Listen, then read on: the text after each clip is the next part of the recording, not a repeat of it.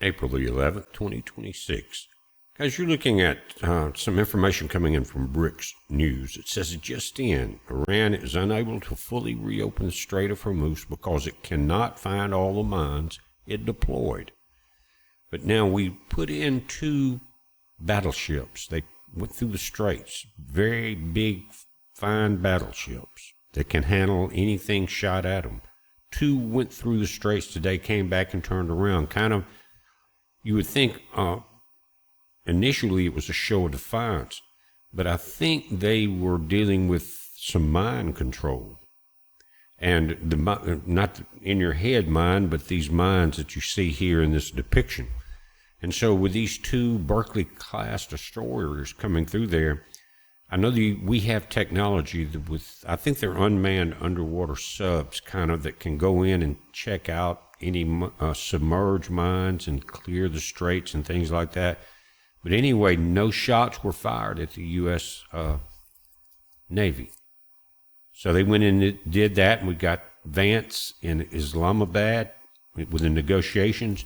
They really haven't come out and said much about it. They want to try to keep it on the down low because of the worldwide effects of anything said, from the oil markets to the stock markets and everything in between.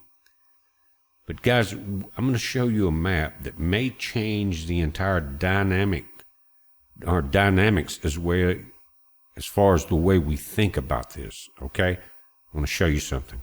Now, before we get all the way into that, I just want to show you quickly this article. It's according to Barak Ravid of Axios. Guys, and they are about as libtarded as you can get, including this reporter. But he's saying, and so we got to, be aware of our sources. Several U.S. naval vessels transited the Strait of Hormuz without coordinating with Iran. According to the reports of the USS Michael Murphy, the DDG-112 was one of the vessels to transit. Iranian media claims the vessels turned back despite Axios' report. I don't think they did. I don't think they had to. And if any, again, I mentioned before that some of these battleships, they have more security than Israel in the whole nation. 101 missiles and drones were shot at one of our ships as we first entered this war. They were all taken out. Anyway, 2 of our battleships, Berkeley class, came through the area, turned around, went back. Again, I think it's maybe a show of force or in-your-face thing, but more than likely, they're trying to look for mines and try to open the straits. But guys, what we have not been seeing, we're about to look at a map, is possibly, we talked about the chess games going on between China and Russia and the U.S. and Iran, which really is a minor chess player. They're just propped up by Iran and China and things like that. Without that, there's really not much to that leadership. And most of it's been decimated now anyway. But let's look at the map, and it may change your mind on what is happening. It did mine, and of the chess game being played. And what this is the marine traffic map that you've seen many times on my channel and other channels. And we're always really looking right over here on the right at the Strait of Hormuz. In this area, this is the choke point, or that hook. See that hook? Anyway, this is set for empty vessels, empty oil-containing vessels that hold about $2 million barrels each.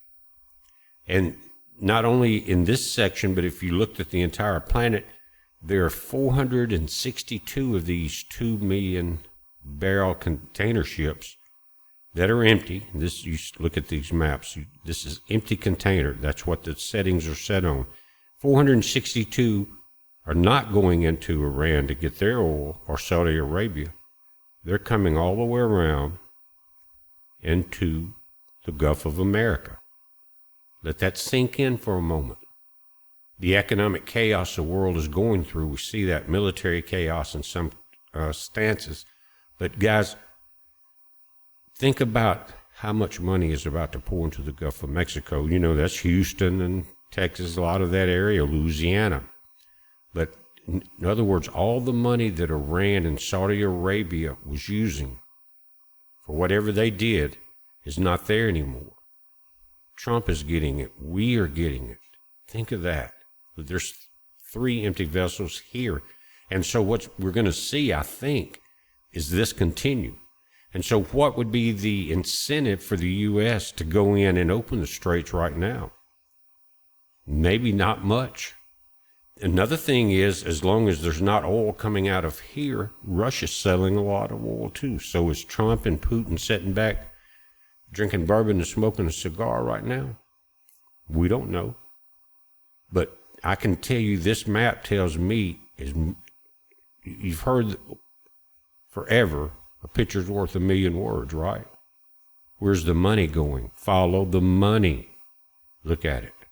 They're not going in here. They're coming to visit us. And that really tickles me a lot, because was this the plan the whole time? The world was on the edge. It still is, economically. You had China coming in big time with their belts, the Silk Road Initiative and all of that. Same as back in the 1400s when they were going to take over. Big comet wiped out their fleets south of Australia and New Zealand. They limped home. Everybody got fired in the politician area, the whatever they are in China, the grand people. Anyway, they all got replaced because the people thought they were cursed by the gods because their fleets was destroyed by a comet. So what they did, they become isolationists, took what little money they had left and built the Great Wall of China. That ended that. They were about to take the entire planet over. Their ships made the Mayflower and all look like little dinghies, boats that you pull behind and to go ashore in or something. They were huge. And they were in the Gulf of America. They were all over the world. China would come in. If it was a friendly group, like they met in Louisiana and other places, they'd probably set up some kind of trade deal with them. If they weren't friendly, they would just enslave them and take everything they had and keep them enslaved. That's just the way they are. But that ended it. And now and as a matter of fact, we've talked about that video a few times in the sense that it may happen again to China, because China is not, in the eyes of our Father, a good nation, the way they treat people. They're just not. But anyway, look at the map. Just for a minute, look at the emptiness here of empty vessels. And here. And here. So anything coming out of this part of Saudi Arabia into Egypt can now very easily go through Mediterranean, out the Straits of Gibraltar, and come right over here and visit the biggest gas station in the world now. Trump is pretty slick. I don't know if he planned it exactly like this, but man, when you look at this is like $1 million, little X's on the map here, millions and millions of dollars, and 462 ships, 200 million barrels, or 2 million barrels each. Do the math. And I think Trump knew it. I think, I've had negative feelings and thoughts and talked about, don't really like what's going on with the war, not because I'm for Iran. I just knew that our economy was in trouble. We had a lot of enemies inside of our gate that needed to be handled. We didn't really need to be over there. But if you think about it, and we're going to read this in just a minute from Trump today, now it's on Europe. Trump has fussed about it. He says these chicken crap leaders all they want to do is talk. They don't want to become the United Nations or NATO and come in and protect the interests, as long as the U.S. is going to do it for them on our dime. So, and he's talked about it. I think he's about to pull out of there and let Europe try to clear out the straits and see what happens. But right now, as long as oil's not coming out of there, it's coming out of Russia and it's coming out of the Gulf of America. Houston, Texas, you're probably going to see some growth coming. And if you look at it down the road just a little further, why would we have the incentive to open up straits? They have nothing we need. And as long as, and I'm not talking about hurting Saudi Arabia or the UAE, anything like that. I'm just saying that area is supported by oil. We don't need any of it. Let Europe and them fight this out. Let's pull back. But Europe doesn't have the you-know-whats to go in and do a dang thing. They can't even get the people out of the country that's there illegal. Because why? They've let their government be overtaken by the opposition. And I'm not talking about political opposition. I'm talking about religious opposition. Just like we see with Mandamic, just like we see with the rhinos in the other states that have been obviously bought off. No one is that crazy on purpose. You know, it's all about money, bribery, and whatever else evil that the devil can come up with. But right now, it looks like we have the upper hand. I say to Trump, come home. Bring it on home. You got the path opened up. You're going to be able to sell the oil you need. I got 2 Huskies fighting right outside the studio door now. They're arguing over something. Anyway, the game has changed. We got Vance over there in the Islamabad Accords with Kushner and a couple other people that I don't trust. Never have trusted Kushner since day one of the first administration. I was the first one to tell the world what I thought he was. One of what the things. Anyway, they're not there for peace. But the game is being played, and if you've got to choose a winner right now, you're going to see from that map who's running to the end zone. And where the other end zone is dead, nothing's happening right now. The UAE's in trouble. All of the Middle East is in trouble because they've always put their eggs in one basket, petroleum, either natural gas, oil, something along that line, even to the point to where they don't grow as much food as they possibly could because they import 80%. How? Through the Strait. So if the other nations are not going to try to help the U.S., to hell with them. Let's just keep the new highway open you have, Mr. Trump, through the Atlantic Ocean and let it go from there. Let's build our nation back up. We need the money. We need it because the former politicians have allowed so much thievery and grift. Every state. It's amazing, guys, and we see more every day. So Trump may be doing the only thing he can do, and that's bring the money in, screw everything else. And, you know, when he first started into office in the first term, he talked about this. He said, you know, we've got to turn things around. The money's not right. The borders are not right. The political scene is not right.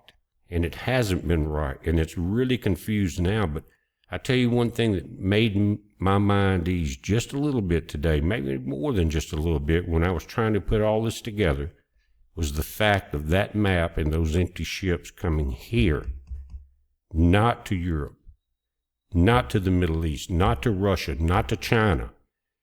That is the greatest export in the world, guys, is petroleum. And they're coming here. My kudos to Trump.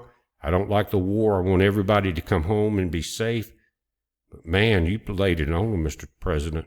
And if you guys out there don't like him, it may be best for you to kind of think about it before you make some stupid comments on my channel. Just saying, because we're seeing a picture. Whether it was all planned like this or not, right now it's very beneficial because more money's going to come in than was pumped out in this month-long war. And if he continues, I would have never put the 2 ships through there to look for the dang mines. After I saw all of the movement, he already knew it. But again, it was the 2 ships going through there was a show of force. I dare you to raise a missile up. And the other thing was, I think, to do some mine sweeping. But right now, I'm happy with the status quo. Get our troops home, let them fight to hell and back over there where Magog and Gog is. I'm not Israeli. I'm not a Jew. I'm not any of that. I'm an American-born redneck. I love my nation. To hell with the rest of the world, because most of them are so eat up with DEI and libtarded crap, they're not worth even talking to. How many places would you want to go on this planet, guys, besides where you're at? Would you want to tour Paris? How about Mexico? But here's what Trump said today. Massive numbers of completely empty oil tankers, some of the largest anywhere in the world, are headed right now to the U.S. to load up with the best and sweetest oil and gas anywhere in the world. We have more oil than the next two largest oil economies combined, and higher quality. We are waiting for you. Quick turnaround, President DJT. Now look, if you think about it, the drill baby, drill thing, all of that is coming into place. And why would the American Democrats, who are paid by China, shut down all the drilling and all of that? I mean, I understand there's, ecological concerns and all of that, and I am concerned about those things. But was the Democrats weren't, because they were all into money, death, blood, and everything else. But was it to take down our nation? To let China in, like Eric Swalwell and people like that? Well, that's turning it around, and I think it's a good thing. Of course, it's going to create a little bit more conflict, before it's all said and done. But right now, there could not be a better picture for the U.S. than that map you just saw. Now, another thing that came out today, and this is kind of a big deal, is U.S. intelligence indicates that China is preparing to provide Iran with air defense systems in a matter of weeks. Beijing is expected to ship shoulder-fired surface-to-air missiles known as man-portable air defense systems. We call them man-pads. But guys, so China's in trouble. They are in big trouble financially. They're not going to talk about it, but if you study the markets a little bit about what's happening in Asia, they are in trouble. And so Trump is going to stop this. What's that going to do? It's going to take away any air defense from Iran, but it's also going to stop a lot of money going to China. But if China is going to be hell-bent on trying to overtake the world again, let it be. We know who's in charge. Guys, just want to come in here a little riled up over the information coming in the last couple of days about this whole event. Kind of sick of it, sick of even having to report on it. But this is one that I don't mind, because now people in Texas are going to be back at work at the refineries where they pump the oil into the ships. All of that, the ship tenders, the barge tenders, unless we have some attack from some fools like you're looking at right here, on, again, like we just saw not too long ago in Texas, on our oil refineries, things like that. So those are the actions that are more than likely going to happen. As we try to rise up economically, they're going to try to tear down everything. And when I say they, I'm talking about China and their proxies, the Democrats. We're watching it, guys. You watch it. It's a heads up. Be safe.